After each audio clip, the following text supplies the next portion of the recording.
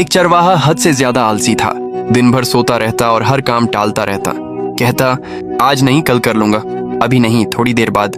उसकी बकरियां भूखी रह जाती, चरागाह सूनी पड़ी रहती और चरवाहा सपनों में खोया रहता। एक दिन एक दरवेश उसके झोंपड़े पर आ पहुंचा। लंबी सफेद दाढ़ी, सादा लिबास और आंखों में अजीब सी गहराई। चरवाहे ने अदब से उसकी खिदमत की, रोटी दी, पानी दिया और इज्जत से बैठाया।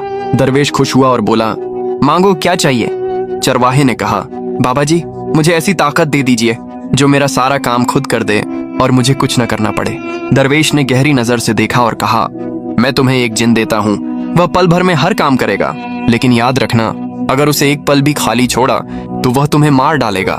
ये कहकर दरवेश ने जिन को हाजिर किया और चला गया। चरवाहा बहुत खुश हुआ। उसने कहा, जा बकरियों को चरा ला। पल भर में जिन वापस आ गया। काम हो गया, अब दूसरा हुक्म दो। चरवाहे ने कहा, अच्छा, कुएं से पानी भर ला। वह काम भी तुरंत पूरा हो गया।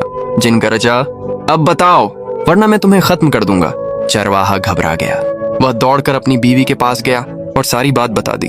बीवी ने सोचा और कहा, अगर सच में वादा करते हो कि अब आलस छोड़ दोगे और अपना काम खुद करोगे तो मैं तुम्हें बचा सकती हूँ। चरवाहे ने तुरंत वादा किया।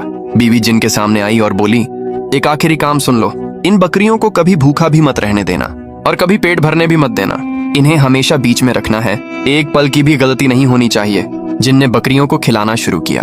कभी कोई ज्यादा खा लेती, कभी किसी का हिस्सा कम रह जाता। जरा सा भी फर्क होता तो शर्त टूट जाती। जिन थक गया। वह पहाड़ हिला सकता था, मगर ऐसा नाजुक काम नहीं कर सका। वह न रुक सकता था, न पूरा कर सकता था। तभी दरवेश वापस आ गया। चरवाहे ने हाथ जोड़कर कहा, बाबा जी, इस जिन को वापस ले जाइए।